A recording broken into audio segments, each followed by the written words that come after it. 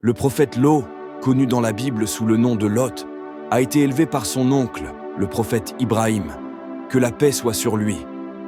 Le prophète Lot, alayhi salam, aimait, respectait et croyait au message d'Ibrahim, alayhi salam, même lorsque tout le monde le ridiculisait. Le prophète Ibrahim, ainsi que Lot, ont voyagé loin, à travers les terres et les mers, essayant d'inviter et de répandre l'homme dans le giron de l'islam. Pendant la migration d'Ibrahim et de Lot en Palestine, ils reçurent le décret divin d'Allah, subhanahu wa ta'ala, selon lequel Lot avait été choisi pour être prophète et messager pour le peuple de Sodome. Allah, subhanahu wa ta'ala, a ordonné à ce nouveau prophète de se rendre dans la ville de Sodome, située à la frontière de la Jordanie et de la Palestine, avec pour mission de ramener les pécheurs à l'adoration d'Allah, subhanahu wa ta'ala. Sodome était une ville prospère où se rendaient de nombreux voyageurs, de marchands et d'hommes d'affaires pour faire du commerce. Sodome était aussi la ville la plus corrompue et la plus criminelle de l'époque. Les voyageurs passant par Sodome étaient peu souvent arrêtés et dépouillés de leurs biens, et parfois assassinés sans pitié. Mais l'acte maléfique le plus notoire commis par cette nation corrompue était l'homosexualité. L'homosexualité a été introduite dans le monde par le peuple de Lot. Personne dans l'histoire de l'humanité n'avait jamais connu ou pratiqué l'homosexualité avant Sodome. Cette pratique honteuse était la norme au sein de cette nation, et toute la population s'y adonnait. Ils étaient immensément fiers de leur conduite, en parlaient ouvertement, et se livraient à ces comportements immoraux au grand jour. Satisfait de sa prophétie et de sa nouvelle mission, le prophète Lot s'installa bientôt à Sodome et commença à concevoir des moyens d'amener son peuple dans le giron de l'islam. Il était bien conscient que sa nation était la plus corrompue de l'époque, mais il gardait une foi inébranlable et espérait et priait pour qu'ils voient bientôt l'erreur de leur voie et entrent dans le chemin d'Allah. Le prophète Lot s'approcha des hommes de la ville et leur rappela leur Seigneur. « Ne craindrez-vous pas Allah et ne lui obéirez-vous pas ? En vérité, je suis pour vous un messager digne de confiance.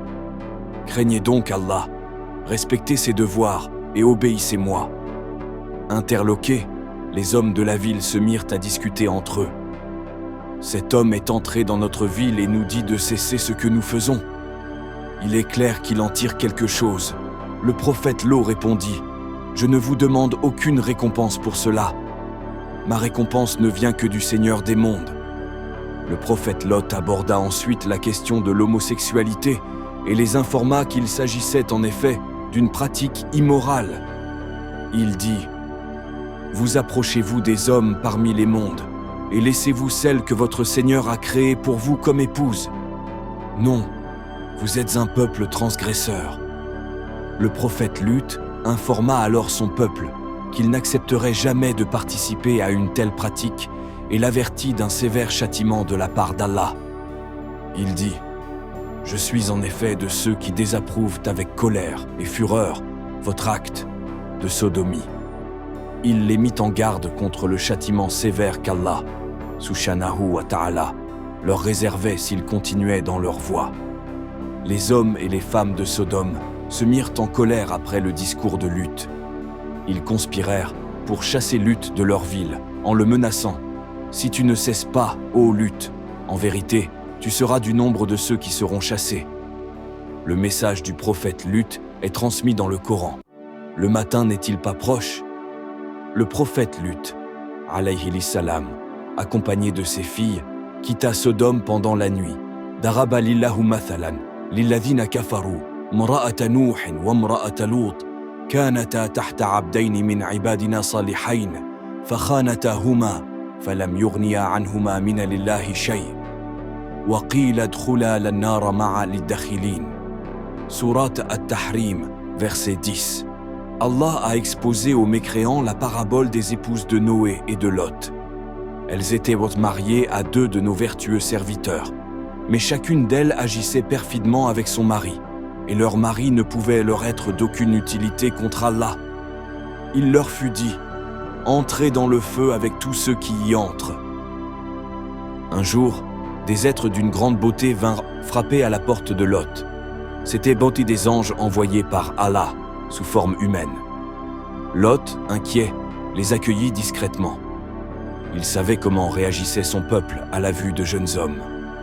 Mais bientôt, la nouvelle se répandit. Une foule impie se rassembla devant sa porte, frappant violemment, réclamant ses invités. Lot leur dit, désespéré, « Voici mes filles, elles sont plus pures pour vous. Craignez Allah et ne me déshonorez pas. » 11,78. Mais ils refusèrent d'écouter. Alors, les anges révélèrent leur véritable identité. « Ô Lot, nous sommes les messagers d'Allah. Ils ne pourront rien contre toi. Pars avant l'aube avec ta famille, et que personne ne se retourne. » 11,81. Même sa propre épouse fut anéantie, car elle trahissait son époux et soutenait les mécréants. Au lever du jour, un grand cri perçant se répandit dans la ville et secoua les occupants d'une grande douleur et d'une grande peur. Jibril saisit alors la nation du bout de son aile, l'éleva très haut, tordit la terre et la fit s'écraser au sol. Allah fit alors pleuvoir dans le ciel des pierres d'argile dure, chaque pierre portant le nom d'un transgresseur à qui elle était destinée, mettant fin à la vie vaine des occupants de Sodome. Le prophète Lut, alayhi l'issalam, qui avait quitté Sodome avec ses filles, retourna auprès de son oncle, le prophète Ibrahim, alayhi l'issalam. Ensemble, ils continuèrent à diffuser le message d'Allah, subhanahu wa ta'ala, jusqu'à sa mort.